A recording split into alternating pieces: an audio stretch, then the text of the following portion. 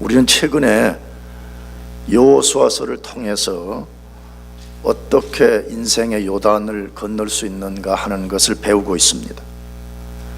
제가 2주에 걸쳐서 인생의 요단이 없는 사람은 아무도 없다라고 말씀을 드렸습니다. 모든 사람에게는 건너야 될 인생의 요단이 있습니다. 그것이 땅의 일이든 땅에서 어떤 인생의 장애물을 극복하는 것이든 아니면 우리가 천국에 들어가는 것이든 간에 모두에게는 건너야 될 인생의 요단강이 있습니다. 그렇다면 하나님은 우리에게 어떻게 이 요단강을 건너가라고 말씀하고 있는지를 우리가 주목하는 것이 필요합니다. 어떻게 건너라고 하시느냐 하는 것입니다. 여호수아서 1장은 그 원리를 우리에게 아주 잘 소개하고 있는데, 제일 먼저는 강하고 담대한 마음을 가지고 건너라고 말씀했습니다. 근데 강하고 담대한 마음은 우리가 그냥 내가 강한 마음을 가져야지 라고 결심한다고 되는 것이 아니고 하나님의 약속을 붙잡는 데서 시작된다고 말씀합니다. 그래서 요단강 건너는 첫 번째 원리는 하나님의 약속을 붙잡고 그 약속이 반드시 이루어진다는 것을 믿고 강하고 담대한 마음을 가지고 건너라고 말하고 있습니다. 그것이 첫 번째 원리입니다. 근데 오늘 읽은 본문에서는 요단강 건너는 데 있어서 필요한 두 번째 원리를 소개해 주고 있습니다. 오늘 말씀도 매우 중요한 원리입니다. 그러면 그 원리가 무엇인가 하는 것입니다. 두 번째로 요단강 건너기 위해서 우리에게 필요한 것이 뭐냐 하는 것이에요. 그것은 함께 건너가라는 것입니다. 어떻게 건너가라고요? 함께 건너라고 말해요. 개인이 아니라 함께 건너라고 말씀해요. 혼자가 아니라 팀워크를 이루어서 건너가라고 말씀하고 있습니다. 왜 하나님이 이것을 말씀하셨을까요? 왜 하나님이 이 방식을 우리에게 말씀하셨을까요? 왜 하나님이 이 원리를 가지고 요단을 건너라고 말씀하셨을까요? 왜 그렇게 하셨을 것 같아요? 여러분, 가장 단순하게는 우리 혼자는 너무나 약한 존재여서 거대한 인생의 요단을 건널 수 없기 때문에 그렇습니다. 우리가 굉장히 강한 것처럼 비춰져도 실제 우리는 풀의 꽃과 같은 존재이기 때문에 우리 혼자서는 인생의 요단을 건널 수 없기 때문에 함께 건너라고 말씀하는 것이에요. 나가서 하나님은 우리가 개인적으로 고립이 아니라 공동체 속에서 구원을 성취하고 함께 상 받기를 원하시기 때문에 그렇습니다. 하나님이 싫어하는 것이 개인적으로 고립되는 거예요. 혼자 신앙생활 하겠다, 혼자 집에서 큐티하면서 교회 안 나가겠다, 혼자 이기적인 태도를 갖고 하는 것은 하나님이 매우 싫어하시는 것입니다. 하나님의 방식은 함께 하라는 것이에요. 함께 구원을 성취해가고 함께 하나님의 비전을 성취하고 함께 하나님의 상을 받는 사람들이 되라고 말씀하는 것입니다. 하나님은 자식을 열어둔 부모의 마음과 같다라고 저는 생각합니다. 여러분, 자식을 열어둔 부모의 특성은 뭐지요? 어느 특정 자식 하나만 잘 되기를 원하지 않습니다. 모두가 잘 되기를 원합니다. 마찬가지로 하나님도 하나님 자녀 모두가 함께 구원에 들어가고 함께 일을 성취하고 함께 상 받기를 원하십니다. 이것이 하나님의 마음입니다. 그런데 오늘 우리 자신과 교회를 가만히 들여다보면 하나님의 방식과 정반대로 하는 사람들이 점점 늘어나는 시대에 있습니다. 왜 그렇죠? 죄성 때문에 그렇습니다. 여러분, 죄성의 제일 된 특성은 이기적인 것입니다. 자기밖에 모르는 거예요. 이 세상이 왜 돌아가느냐? 나 때문에 돌아간다고 여기는 거예요. 타인이 왜 존재하느냐? 나를 위해서 존재한다고 생각하는 거예요. 그래서 나에게 이득이 되면 액션을 취하고 이득이 없다고 생각하면 모든 것을 금해버리는 그런 시대와 있습니다. 여러분, 이것은 죄의 특성일 뿐만 아니라 세상의 특성입니다. 이기심과 세상적 특성은 끊임없이 하나님이 원하시는 것과 반대로 행동하는 거잖아요.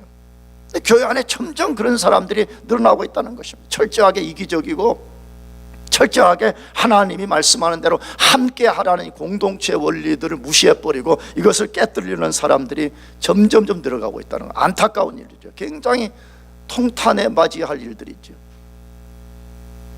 성경을 잘 읽어보면 성경은 함께 하는 것의 중요성, 팀워크의 중요성들을 굉장히 많이 다루고 있습니다. 우리가 함께 하는 것이 얼마나 중요한가 하는 것을 성경은 셀 수 없이 많이 말씀하고 있다는 것입니다. 그 대표적인 것 몇 구절만 찾아보면 전도서 4장 9절 말씀입니다. 두 사람이 한 사람보다 나음은 저희가 수고함으로 좋은 상을 얻을 것임이라 라고 되어 있습니다. 혼자보다 함께하면 무슨 상 얻는다고요? 좋은 상을 분명히 얻는다고 되어 있습니다. 여러분, 성경이 하나님 말씀이고 하나님 말씀이 반드시 그대로 된다는 것을 믿는다면 혼자 고립되어 있지 말고 함께 하시기를 축복합니다. 함께 할 때에 좋은 상을 얻는다고 분명히 말씀하잖아요. 함께 할 때 좋은 상을 얻는다고 말씀하고 있어요. 에베소서 4장 13절에 우리가 다 하나님의 아들을 믿는 것과 아는 일에 하나가 되어 온전한 사람을 이루어 그리스도의 장성한 분량이 충만한 데까지 이르리니 라고 되어 있습니다. 영적으로 예수 그리스도에게까지 자라가라고 명령을 하면서 여기까지 자라가기 위해서 해야 될 일이 있다라고 말하죠. 그런데 거기에 부사들이 어떻게 되어 있어요? 우리가 다라고 되어 있습니다. 우리가 뭐라고요? 다. 어느 특정인만 아니고 개인 이기적이 아니고 우리가 다 같이 그렇게 하라고 말하고 있습니다. 나가서 뭐라고 했죠? 하나가 되라고 말해요. 뭐라고 했어요? 하나가 되라고 말해요. 다 하나가 되라라고 말씀하고 있습니다. 나가서 함께 온전함을 이루라라고 되어 있습니다.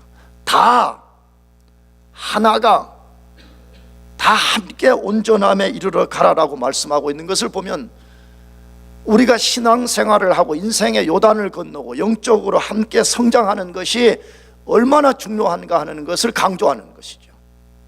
나가서 골로새서 4장 7절에서 11절까지 말씀을 봐도 하나님이 동일한 원리를 우리들에게 소개하고 있는데 그건 한번 좀 같이 읽어보려고 그래요. 골로새서 4장부터 좀 읽어보려고 그래요. 우리 같이 큰 소리로 한번 읽어보겠습니다. 다 같이 시작.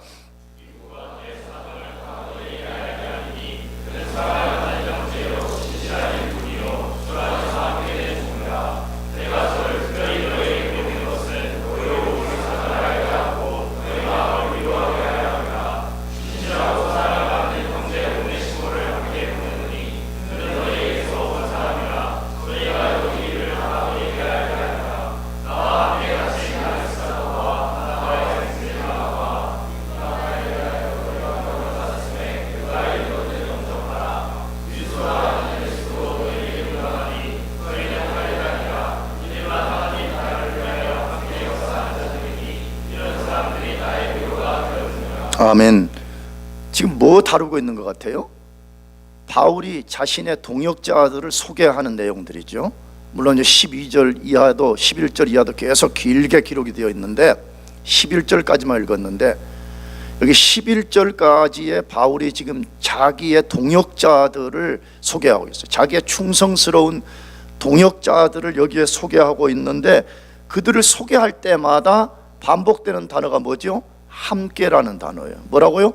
함께 했다라고 거기 그렇게 소개돼요. 7절 하반절에 사랑을 받는 형제요 신실한 일꾼이요 주 안에서 뭐라 그랬죠? 함께 된 종이라 그렇게 말했습니다. 두 번째로 9절 신실하고 사랑을 받는 형제 오네시모를 뭐라 그랬어요? 함께 보내노니 그랬어요. 10절에 나와 함께 갇힌 누구라 그랬어요? 아리스다고와 라고 되어 있습니다. 그 다음에 11절 중반절쯤에 이들만 하나님 나라를 위하여 함께 뭐하는 자들이라? 역사하는 자들이었다라고 되어 있습니다. 여러분, 충성스러운 종들의 수식어가 뭐지요? 그들이 뭐 했다고요? 함께한 사람들이라. 나와 함께하고 이러이러한 사람들과 함께하고 이런 교회들과 함께한 사람들이었다라고 지금 반복하고 있습니다. 여러분, 이 함께라는 말 안 써도 하나님의 계시를 전달할 수 있잖아요. 근데 왜 이 부사를 계속해서 반복해서 쓰는 거예요? 여러분, 신앙생활, 우리가 함께 하나님 나라를 세우는 것, 인생의 요단을 건너는 데 있어서 중요한 원리가 함께하는 것이라는 것입니다. 여러분, 함께하기를 축복합니다.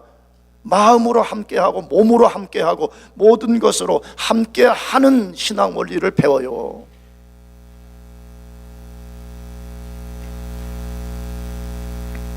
이것이 얼마나 중요하냐?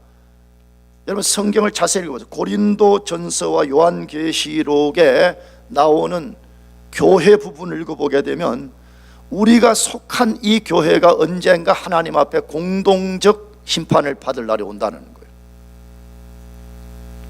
아, 저는요 잠깐 유학 왔어요. 잠깐 유학 왔다가 영광교회 들렸어요. 아니, 그거 아니라니까.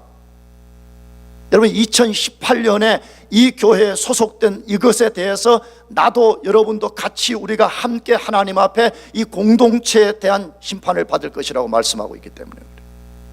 그러므로 우리가 함께 요단을 건너는 것은 우리 신앙의 생사를 거는 중요한 원리인 것을 꼭 기억해야 됩니다. 아멘. 함께 해요.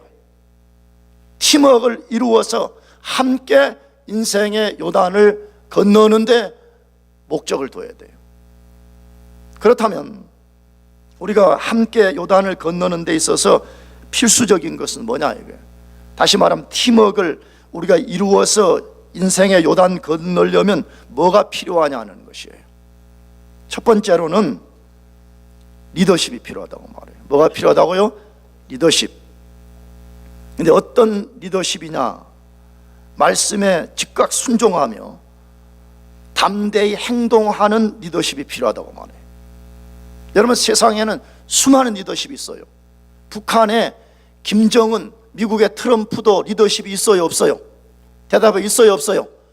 리더십이 있는 거잖아요. 문제는 그 리더십이 좋은 리더십이냐 좋지 않은 리더십이냐로 정의할 때는 다른 문제지만 그 사람들도 분명하게 리더십을 갖고 있잖아요. 김정은도 자기는 아니라고 보지만 우리가 볼 때는 악한 리더십을 갖고 있는 거잖아요. 함께 하는데 중요한 원리가 리더십인데 어떤 리더십이 필요하냐 하는 것이에요. 하나님 말씀에 즉각 순종하며 그 말씀을 붙잡고 우리가 담대하게 행동하는 리더십이 필요하다는 것이에요. 리더십의 중요성은 아무리 강조해도 지나치지 않습니다. 그래서 교회 안과 밖을 보면 리더십에 관련된 이론 혹은 책들이 얼마나 많이 쏟아져 나오는지 몰라요. 여러분들이 조금만 눈을 돌려서 보면 서점에 가보면 리더십 이론들도 리더십이 중요하다는 것 때문에 얼마나 그것을 많이 말하고 있는지 모릅니다. 세상에는 수많은 리더십의 원리들이 있습니다. 누군가 말했듯이 리더십의 정의는 리더의 숫자만큼 된다는 거예요. 그렇게 많다는 거예요. 그렇다면 우리가 본받아야 될 좋은 리더십은 뭐냐는 거예요. 인생의 요단을 함께 건너는 데 있어서 필요한 리더십은 뭐냐는 것이에요. 그건 여호수아의 리더십을 배우는 거예요. 누구 리더십이요? 여호수아가 어떤 리더십을 가졌는가를 배우는 것이 필요해요. 여호수아의 리더십을 잘 보여주는 것이 1장 10절에서 11절까지 말씀입니다. 이에 여호수아가 백성의 유사들에게 명하여 가로되 진중에 두루 다니며 백성에게 명하여 이르기를 양식을 예비하라. 3일 안에 너희가 이 요단을 건너 너희 하나님 여호와께서 너희에게 주사 얻게 하시는 땅을 얻기 위하여 들어갈 것임이니라 하라라고 되어 있습니다. 이 말씀이 여호수아의 리더십을 잘 보여주는 것인데 이 말씀에 여호수아는 어떤 리더십을 가졌다고 말하고 있어요? 첫 번째로는 그는 하나님 명령 받았을 때 즉각 순종했다는 거예요. 하나님이 여호수아에게 어떤 것을 명령했을 때 즉각 뭐 했어요? 순종했다는 거예요. 하나님으로부터 명령 받았을 때에 그거 받고 꾸물거리거나 아니면 스킵하지 않았다라고 되어 있습니다. 그것을 즉각 중간 리더들에게 전달했고, 중간 리더들이 하나님의 명령을 모든 백성들이 알 수 있도록 그 사실을 알리게 만들어 놨다고 되어 있습니다. 그 사실을 본문에서 뭘로 우리들에게 알려주고 있어요? 오늘 본문 첫 단어 뭐라고 되어 있어요? 이에 여호수아가 이렇게 되어 있습니다.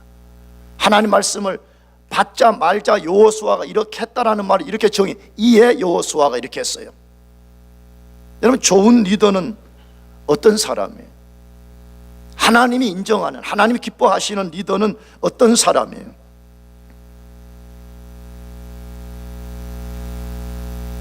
자기가 리더십을 정의해 놓고 자기가 가는 그 사람이 아니에요. 하나님이 우리에게 말씀하실 때 그것을 잘 듣고 하나님 말씀에 민감하게 우리가 반응하고 하나님 뜻을 알았을 때 우리가 그 말씀에 즉각 순종하는 거예요. 이게 좋은 리더라고 성경이 말씀해. 우리가 이런 일도 하고 저런 일도 하는 세상의 좋은 리더인데 하나님 말씀을 부정해버리고 산다고 그러면 그건 하나님 앞에 좋은 리더가 아닌 것입니다. 하나님 앞에 좋은 리더는 하나님 말씀에 늘 민감한 거예요. 하나님 뜻이 무엇인지를 고민하는 것이에요. 하나님 뜻을 알게 되었을 때 내가 꾸물거리지 않고 내가 그 말씀에 즉각 순종하는 거예요. 할렐루야. 여러분, 진짜 그렇게 되기를 축복합니다. 여러분이 하나님 앞에서의 좋은 리더가 되고 싶다면 이것을 배우는 것이 필요해요. 여호수아는 하나님 말씀을 받았을 때 꾸물거리지 않았어요. 스킵하지 않았어요. 자기 마음대로 해석하지 않았어요. 이에 여호수아가 즉각 순종했다고 말씀하고 있습니다. 두 번째로 여호수아의 리더십은 어떤 리더십이라고 말씀해요? 백성들에게 해야 할 일을 분명하게 알려주고 나가서 그들을 준비시켰다라고 되어 있습니다. 그 사실을 방금 읽은 본문에 뭐라고 되어 있어요? 양식을 예비하라, 3일 안에 요단을 건널 것이라 라고 말하고 있습니다. 성경적 리더는 어떤 사람이에요? 자기를 따르는 사람들에게 분명한 비전, 고를 보여주고 보여줄 뿐만 아니라 그것을 성취할 수 있도록 준비시켜주는 사람입니다. 내가 지난주 리더 수련회 때 말씀드렸습니다. 엘리트와 리더의 차이점 뭐라 그랬습니까? 엘리트는 자기만 성공시키는 사람입니다. 자기 성공을 위해서만 발버둥치는 사람입니다. 그건 아무리 높은 자리에 올라가도 그 사람은 좋은 리더라고 말하지 않습니다. 그냥 엘리트인 것입니다. 좋은 리더는 어떤 사람입니까? 자기를 따르는 사람들을 성공시키는 사람입니다. 성경이 그걸 말해요. 성경이 말하는 좋은 리더는 누구냐? 자기를 따르는 사람들을 성공시키는 사람이라고 말해요. 나와 여러분이 여호수아를 본받아서 좋은 리더가 되기를 축복합니다. 좋은 리더가 되어야 돼요. 세 번째, 여호수아의 리더십은 무엇이라고 말씀해요? 백성들에게 담대하게 목표를 제시하고 할 수 있다는 용기를 불어넣은 사람이라고 소개되어 있습니다. 그 사실을 오늘 본문에서 이렇게 소개해요. 너희 하나님 여호와께서 너희에게 주사 얻게 하시는 땅을 얻기 위하여 들어갈 것임이니라 라고 되어 있습니다. 놀라운 선언이죠. 잘하면 들어갈 수 있고 잘못하면 못 들어갈 거다 이렇게 말하지 않았어요. maybe라고 말하지 않았어요. 분명히 들어갈 것이라고 말했습니다. 상상해 봅시다. 어떻게 똑같은 상황 앞에 놓여 있습니다. 여호수아의 상황은 더 좋은 상황이 아닙니다. 요단이 가로막혀 있습니다. 요단 너머에 두려운 백성들이 진을 치고 있습니다. 똑같은 상황 앞에 있었는데 어떻게 여호수아는 우리가 3일 안에 반드시 요단을 건너서 그 땅에 들어갈 것이라고 담대하게 말할 수가 있어요. 어떻게 그것이 가능한 거예요?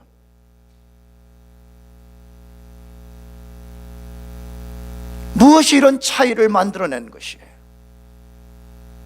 여호수아는 무슨 심장을 우리보다 배나 가진 사람이에요? 머리가 2개 달린 사람이에요? 그런 거 아니잖아요. 똑같은 인간이잖아요. 근데 어떻게 이렇게 강하고 담대한 비전을 제시할 뿐만 아니라 백성들에게 할 수 있다라고, 우리는 반드시 그 땅에 들어갈 것이라고 말할 수 있는 것이에요. 무엇이 그것을 만들어내는 것이? 하나님의 말씀을 붙잡았기 때문입니다. 하나님이 말씀하시면 그대로 된다는 것을 믿었기 때문에 지금 자기 눈앞에 두려운 상황이 있지만 하나님이 그 두려운 상황을 이기게 하실 것이라는 것을 믿었기 때문에 백성들에게 담대하게 말하는 것이에요. 우리는 요단을 건너갈 것이라고. 할렐루야. 굉장히 중요한 메시지지요. 가다가 요단에 빠져 죽을 거라고 말하지 않았어요. 잘하면, 재수 좋으면 건널 것이라고 말하지 않고 들어갈 것이라고 담대하게 말했습니다. 여러분, 좋은 리더는 어떤 사람이에요? 자기 경험을 말하는 사람이 아닙니다. 하나님의 말씀을 붙잡고 하나님 말씀이 그대로 이루어진다는 것을 믿고 눈으로 보기에는 두렵지만 하나님 말씀을 붙잡기 때문에 그 말씀 붙들고 담대해지는 사람입니다. 여러분, 하나님 말씀을 붙잡읍시다. 아멘. 하나님 말씀을 붙잡는 거예요.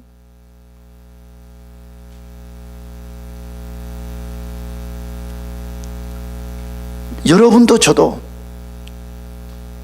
하나님 우리에게 말씀하실 때 즉각 순종하는 사람들, 나 자신이 분명한 비전을 갖는 거예요. 나가서 다른 사람에게 인생의 진짜 골이 무엇이 되어야 되는지를 분명히 말할 수 있어야 돼요. 나가서 내가 가진 그 비전을 하나님이 약속대로 이루어 줄 것이라는 것을 믿고 다른 사람들을 격려하고 낙심된 사람들의 용기를 불어넣어서 함께 인생의 요단을 건너게 하는 사람이 되어야 되는 것입니다. 여러분과 제가 그렇게 되기를 축복합니다. 정말 그래서 인생의 요단을 건넙시다. 두 번째로 우리 함께 요단 건너기 위해서 필요한 것이 뭐냐 하는 것이 팀워크가 필요하다고 말해요. 뭐가 필요하다고요? 팀워크가 필요하다고 말해요. 그런데 이 팀워크를 우리가 이루는 것이 매우 중요한데 이 팀워크를 이루기 위해서는 팀워크를 깨뜨리는 부정적 요소를 제거하라고 말해요. 함께 요단을 건너기 위해서는 팀워크를 깨뜨리는 부정적 요소를 제거하라고 말씀하고 있습니다. 우리는 뭐 꼭 엄청난 팀워크에 대한 연구를 하지 않아도 우리가 하나 될 때 그 힘이 얼마나 큰지를 잘 알고 있습니다. 팀워크를 가질 때 어떤 일을 얼마나 효율성 있게 할 수 있는지를 우리가 잘 알고 있습니다. 반대로 그것이 깨지면 얼마나 무기력하고 비효율적인지도 잘 알고 있습니다. 그러므로 우리는 공동체의 하나됨과 팀워크를 해치는 것을 반드시 제거해야 됩니다. 아멘. 그것을 제거해야 됩니다.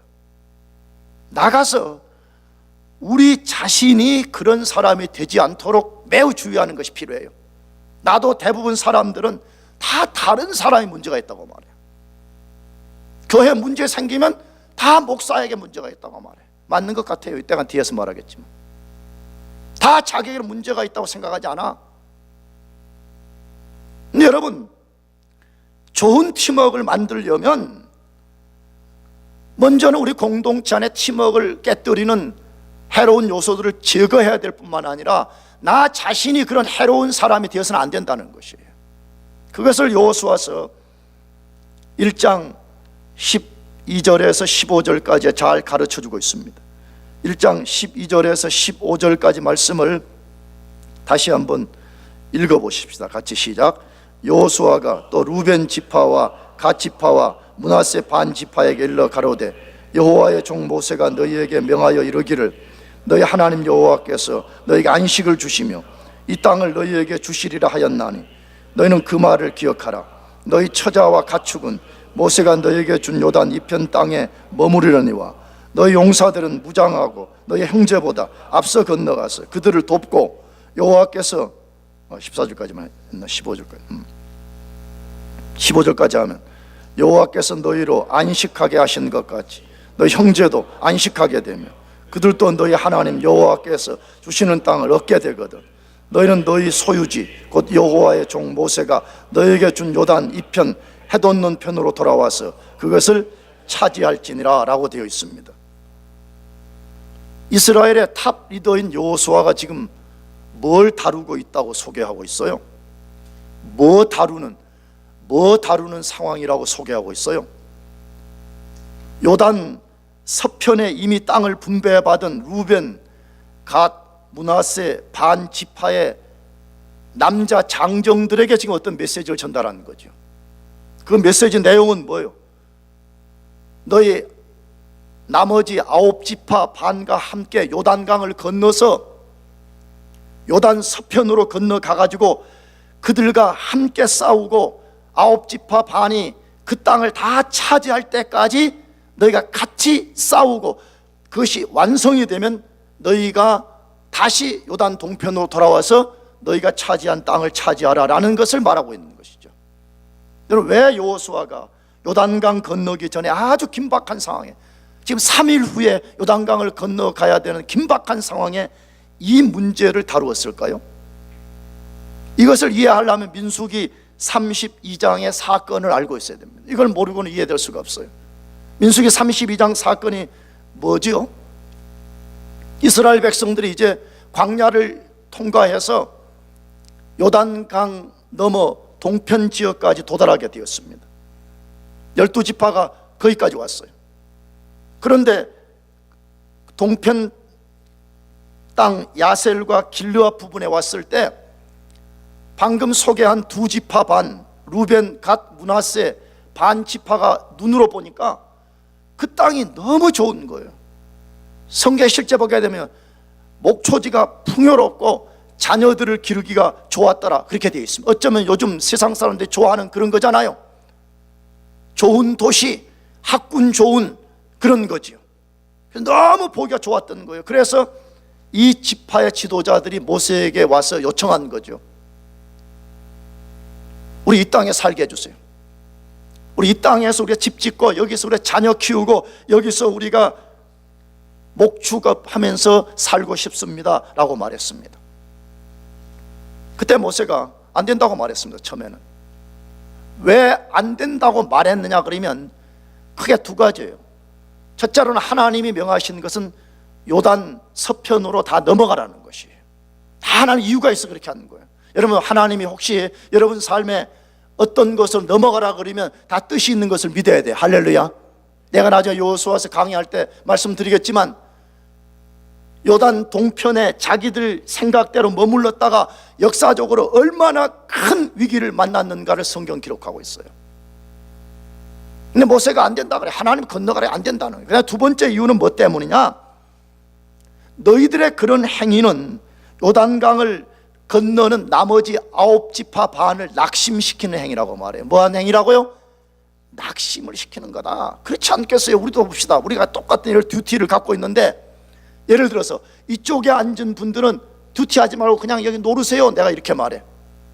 이쪽 분들에게 여러분은 가서 하시오, 그러면 어떻게 되겠어요? 이쪽 사람들은 좋아할지 몰라도 이쪽 사람들은 불평하고 원망하고 낙심하고, 아니 쟤들은 뭐야, 쟤들은 금수저야, 우리는 뭐야 하고 불평하고 원망할 거잖아요. 모세가 알아차린 거예요. 12지파가 같이 건너가고 같이 싸워야지 힘이 생기지. 9지파 반만 넘어가고 2지파 반은 안 넘어가면 9지파 반이 낙심할 것이다. 그러니까 안 된다고 말했어요. 나가서 모세가 뭐라고 말했느냐? 너희들의 행위는 가나안 정탐꾼들이 정탐하고 와서 정탐꾼들의 보고를 받았을 때 백성들이 낙심했던 상황과 똑같은 상황을 만드는 것이라 그렇게 말하는 거예요. 우리가 알잖아요. 12명의 정탐꾼 가서 정탐하고 와서 여호수아 칼렙을 제외하고 10명이 불신앙으로 보고할 때 백성들이 이제 망했다, 우리 죽게 되었다, 통곡했다고 말하잖아요. 너희들이 함께 건너가지 않고 너희들이 여기서 주저앉겠다고 하는 것은 나머지 지파를 낙심시키는 행위다, 이렇게 말했습니다. 그러면 정신 똑바로 박혔으면 알겠습니다, 넘어가겠습니다 이래야 되는데 다시 그들이 요청했어. 뭐라고?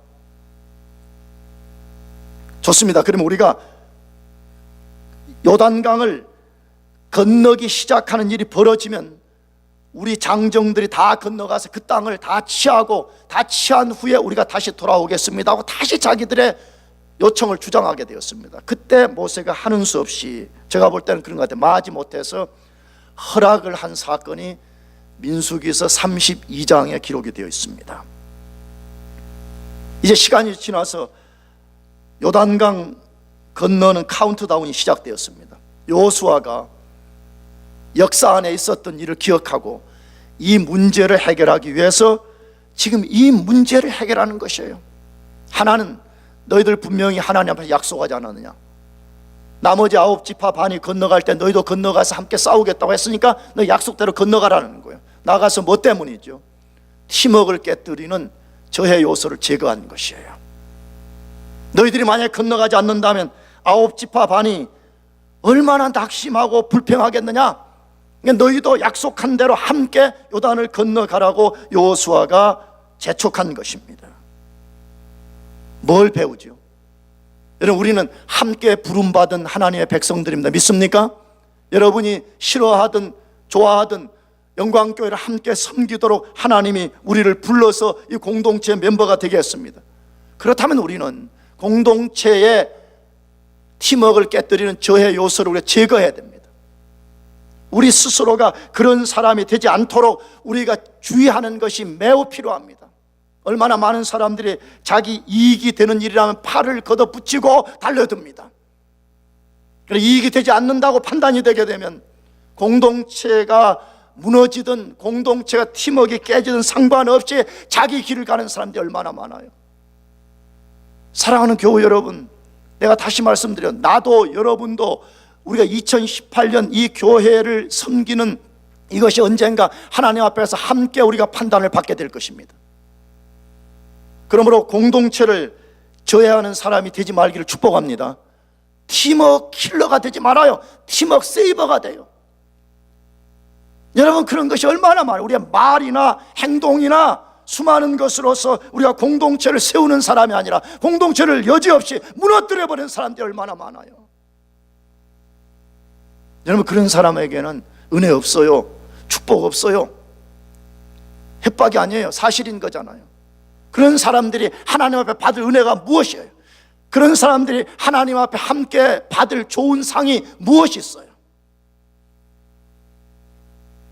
나도 여러분도 우리 자신을 잘 살피면서 우리가 공동체의 하나됨을 깨뜨리는 사람들이 아니라 그 깨져가는 공동체를 하나로 이렇게 다시 회복시키는 그런 사람이 되기를 축복합니다. 마지막 세 번째로 우리가 함께 요단을 건너기 위해서 필요한 것이 무엇이에요? 그것은 팔로우십이라고 말해요. 팔로우십, 따르는 자의 정신, 원리가 필요하다고 말해요. 그 팔로우십은 어떤 팔로우십을 요구하고 있어요? 리더십에 적극 순종하며 따라가는 팔로우십을 요구하고 있어요. 앞에서도 언급했지만 리더십의 중요성은 아무리 강조해도 지나치지 않습니다. 공동체의 대부분의 문제는 리더십의 문제라고 저는 생각합니다. 영광교회 대부분의 문제는 담임 목사인 이 장부안에게 있는 게 틀림없어요. 저는 부정하지 않아요. 그래서 저도 고민이 있어요. 아픔이 있어요.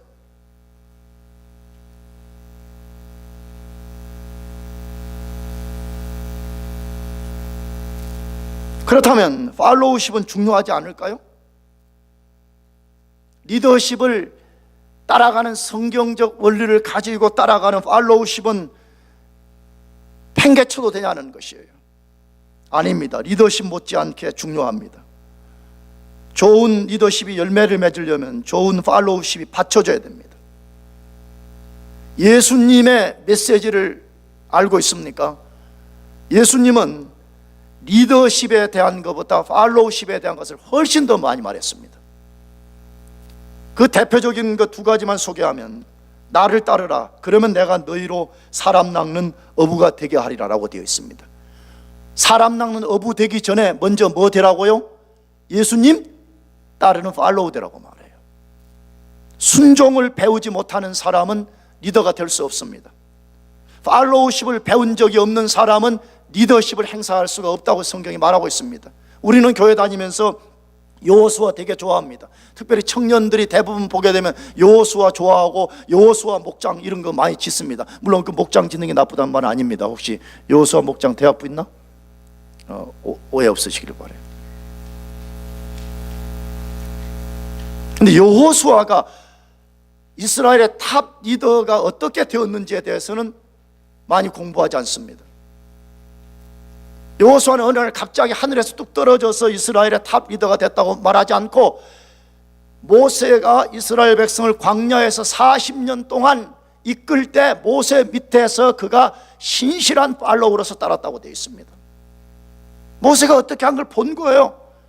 성막에서 하나님 예배는 어떻게 하고 시내산에서 하나님 말씀을 어떻게 받고 이스라엘 백성을 어떻게 조직하고 어떻게 하나님 말씀을 이끄는가를 여호수아가 잘 따르면서 배웠기 때문에 때가 되었을 때 하나님이 그를 탑 리더로 세운 것입니다. 그래서 성경은 먼저 말해, 너 리더가 되고 싶다면 먼저 따르는 사람이 되라고 말해. 예수님 말씀하잖아요. 나를 따라오너라, 내가 너희로 사람 낳는 어부가 되게 하라고 말씀하잖아요. 예수님을 따라가는 것을 배우지 않는 사람이 어떻게 다른 사람을 이끌 수가 있겠어요? 예수님이 또 말씀했습니다. 누구든지 자기 십자가를 지고 나를 따르지 않는 자도 능히 나의 제자가 되지 못한다라고 되어 있습니다. 먼저 따르는 사람이 되라. 먼저 팔로우십을 배우라고 말씀하고 있습니다. 미국의 아주 유명한 굴지의 가구회사 사장인 맥스 디 풀이라고 하는 사람이 이 팔로우십에 대한 아주 중요한 이야기를 우리가 알아듣기 쉽게 했습니다. 야구에서 아무리 투수가 잘 던져도 그것을 제대로 받을 수 있는 좋은 포수가 없으면 아무 의미가 없다라고 말했습니다. 무슨 말인지 알죠? 야구는 투수와 포수가 서로 공을 던지고 받고 하는 과정 속에서 게임이 이루어지잖아요. 잘 던지는 투수가 있어요. 그렇다면 그걸 잘 받아내는 포수가 있어야 되지. 좋은 리더십이 열매를 맺으려면 좋은 팔로우십이 필요하다고 말씀하고 있는 것이에요. 그러면 좋은 팔로우십은 어떤 것입니까? 여호수아서 1장 16절에서 18절까지에서 소개하는데 같이 한번 읽어보겠습니다. 시작. 그들이 여호수아에게 대답하여 가로되 당신이 우리에게 명하시는 것은 우리가 다 행할 것이요 당신이 우리를 보내시는 곳에는 우리가 가리이다. 우리는 범사에 모세를 청종한 것 같이 당신을 청종하려니와 오직 당신의 하나님 여호와께서 모세와 함께 계시던 것 같이 당신과 함께 계시기를 원하나이다. 누구든지 당신의 명령을 거역하며 무릇 당신의 시키시는 말씀을 청종치 아니하는 자 그는 죽임을 당하리니 오직 당신은 마음을 강하게 하시며 담대히 하소서라고 되어 있습니다. 굉장히 중요한 팔로우십을 여기 가르쳐 주는 것입니다. 우리에게 여호수아가 두 지파 반에게 명령을 내렸습니다. 두 지파 반 사람들이 여호수아에게 나타낸 반응 속에 진짜 좋은 팔로우십은 어떤 건가, 이걸 우리에게 보여주는 거예요. 첫 번째, 어떤 팔로우십의 반응을 보였다 그래요? 완전한 순종을 약속했다, 그렇게 되어 있어요. 완전한 뭘 약속했어요? 순종. 완전하게 순종하겠습니다 라고 그들이 약속했다는 거예요. 그 내용을 아까 읽은 16절 17절을 다시 읽어보면 이렇게 되어 있어요. 그들이 이렇게 말하는 거예요. 여호수아가 명하는 것을 다 행할 것이고 보내는 곳 어디나 갈 것이라 라고 되어 있습니다. 내가 가진 성경은 어디든지라는 단어가 빠져 있어요. 근데 원래 원문 성경에 이게 있어요.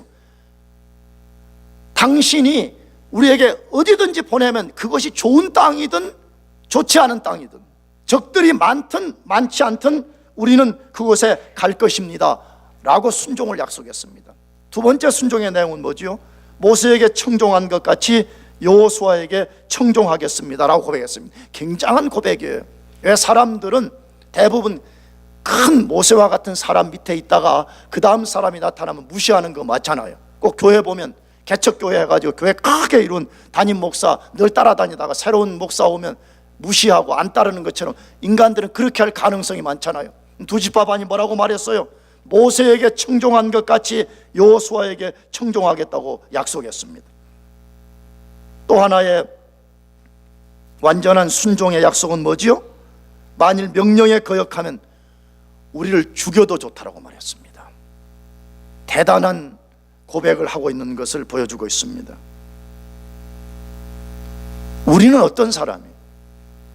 우리는 리더이면서 동시에 팔로워들입니다. 한 사람이라도 리더만 하는 사람 없어요. 그러잖아요. 리더이면서 우리는 따라가는 사람들입니다. 그렇다면 우리들에게 요구되는 것이 뭐예요? 우리가 완전히 순종하는 것을 배우는 것입니다. 아멘이죠? 완전히 순종하는 것을 자꾸 배워요. 자꾸 이런 말을 하면 현대인들이 매우 싫어한다는 것을 저도 잘 알고 있습니다. 그러나 하나님 우리에게 그걸 요구해요. 순종하는 것을 배우라고. 반쪽짜리 순종이 아니에요. 내가 좋아하는 것만이 아니라 우리는 전적으로 순종하는 것을 배우고 여러분들이 순종하는 삶을 살기를 축복합니다. 여러분, 이것이 좋은 팔로우십이에요. 두 번째로 좋은 팔로우십의 특성은 뭐예요? 기도하면서 리더를 격려하는 것입니다. 기도하면서 리더를 뭐 하는 것이라고요? 격려해 주는 거예요. 17절 하반절에 이렇게 되어 있어요. 오직 당신의 하나님 여호와께서 모세와 함께 계시던 것 같이 당신과 함께 계시기를 원하나이다. 이거는 기도예요.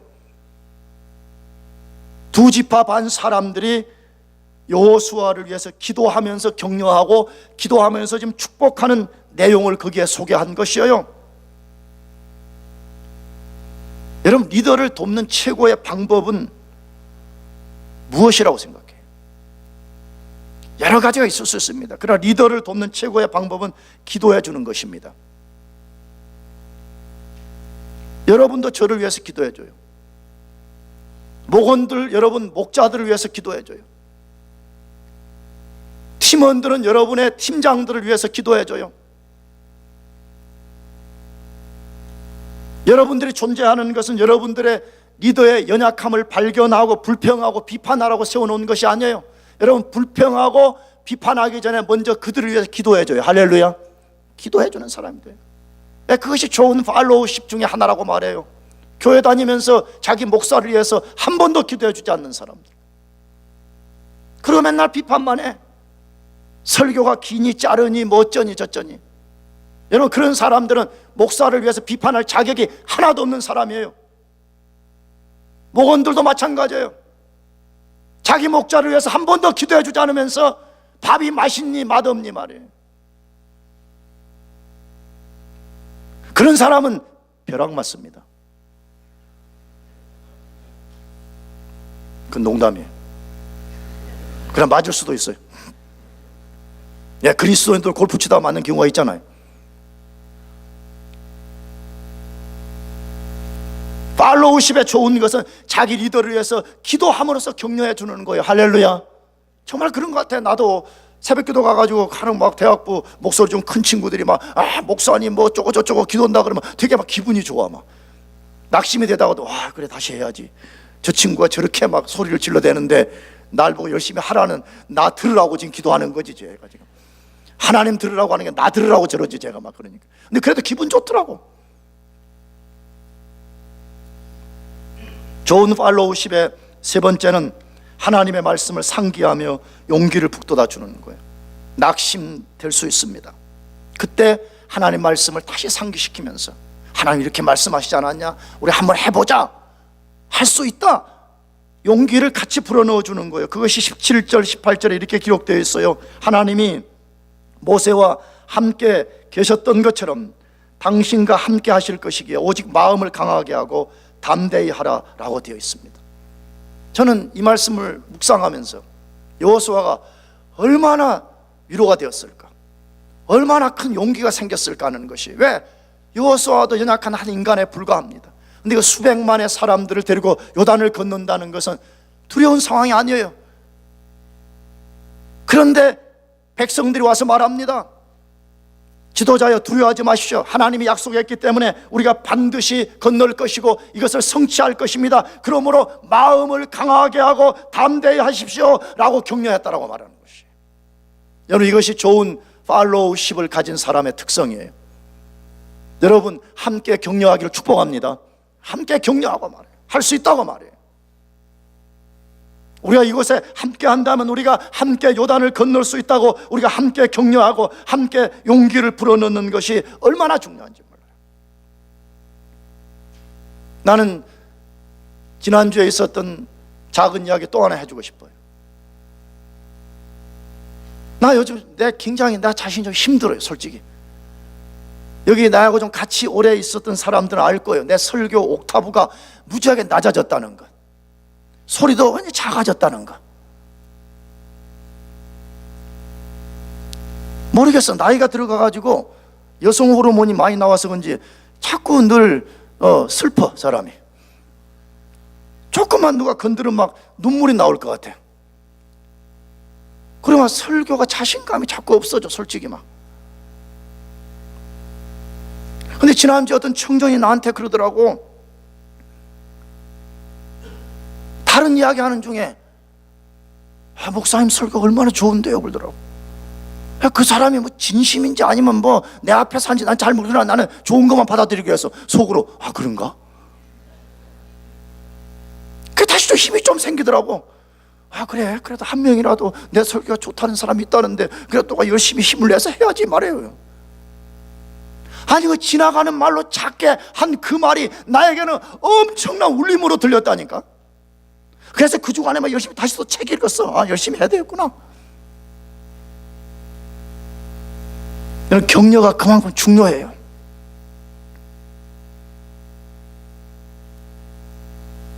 여러분, 저를 위해서 격려해 주시기를 바랍니다. 목자를 위해서 격려해 줘요. 팀장들을 위해서 격려해 줘요. 서로 함께 격려하는 사람이 돼요. 우리는 세상에 이런 말이 있는 걸 잘 알잖아요. 혼자 가면 빨리 가고 함께 가면 멀리 간다는 거 알잖아요. 혼자 하면 빨리 갈 수 있어요. 그럼 멀리 못 간다는 거예요. 세상의 모든 진리는 하나님의 진리입니다. 비록 그것이 성경이 아니어도 그게 진리라면 하나님으로부터 온 진리라, 이 말이에요. 혼자만 잘난 척하고 혼자만 성공하겠다고 혼자 요단을 건너겠다는 사람은 금방 무너집니다. 함께하면 멀리 갈 수 있습니다. 할렐루야. 그러므로 우리가 요단을 건너기 위해서 함께 좋은 리더십을 만들고 함께 좋은 팀워크를 만들고 함께 우리가 좋은 팔로우십을 가지고 매 순간을 우리가 살아가면서 우리 인생의 두려운 요단을 함께 건너기를 축복합니다. 기도하겠습니다. 우리 같이